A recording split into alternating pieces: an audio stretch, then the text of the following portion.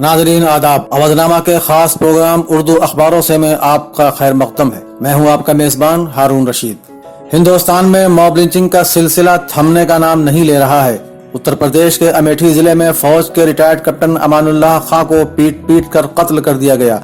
शरपसंदों ने लूट की मुखालिफत करने पर रिटायर्ड कैप्टन को रस्सी से बांधा और लाठी डंडों से हमला बोल दिया।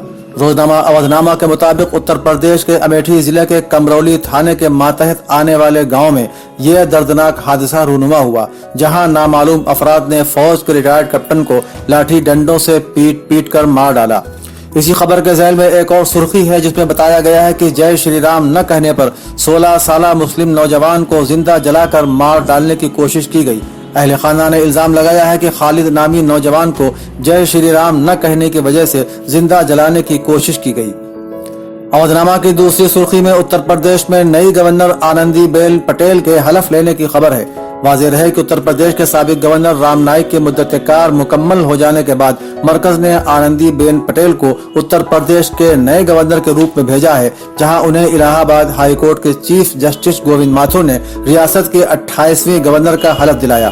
साबिक गवर्नर राम नाईक ने नए गवर्नर की हलफ बर्दारी की तकरीब में शिरकत करके एक नए रिवाज की शुरुआत की है। उत्तर प्रदेश के साबिक वजीर और रामपुर से एमपी मुंतखब होने वाले समाजवादी पार्टी के आजम खान के अपने खवातीन मुखालिफ तबसरे पर मशरूत माफी मांगने की खबर भी अवधनामा के पहले सफे पर नुमाया सुर्खी में मौजूद है। जम्मू कश्मीर की मस्जिदों को रडार पर रखने की खबर भी अवधनामा के पहले सफे पर है, जिसमें बताया गया है कि जम्मू कश्मीर की मसाजिद को रडार पर रखा गया है ताकि मस्जिद में होने वाली हर नक्ल हरकत पर नजर रखी जा सके। साथ साथ अइम्मा और मौलवियों का नाम समेत उनकी तमाम तफसीलात भी तलब की गई हैं। उन्नाव इस्पतदरी मामले में बीजेपी एमएलए समेत 10 अफराद पर कत्ल का मुकदमा दर्ज होने की खबर भी अवधनामा के पहले सफे पर नुमाया है।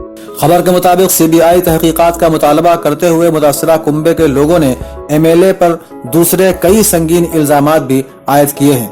इसी खबर के बॉक्स में राहुल गांधी का तंजिया बयान भी शाये हुआ है, जिसमें उन्होंने कहा है कि अगर इस्मतदरी का मुलजिम बीजेपी का मेंबर हो तो सवाल मत पूछिए। आरएसएस की नजर में मॉब लिंचिंग जुर्म नहीं, इस उन्वान से अवधनामा के बॉटम में आरएसएस के सरबराह मोहन भागवत का बयान शाये किया गया है, जिसमें उन्होंने कहा है कि मॉब लिंचिंग मामले में हिंदू मजहब को बदनाम करने की साजिश की जा रही है। उन्होंने इस बात को सिरे से खारिज कर दिया कि मॉब लिंचिंग के किसी भी वाक़े में आरएसएस फैमिली से जुड़ी तंजीमों के लोग शामिल हैं। इदारिये में अवधनामा ने कर्नाटक के नाटक में नया मोड़ के उन्वान से लिखा है कि कर्नाटक असेंबली स्पीकर ने कांग्रेस और जेडीएस के 14 मेंबरान असेंबली को नाअहल करार देने की वजह से कर्नाटक की सियासत में नया मोड़ आ गया है।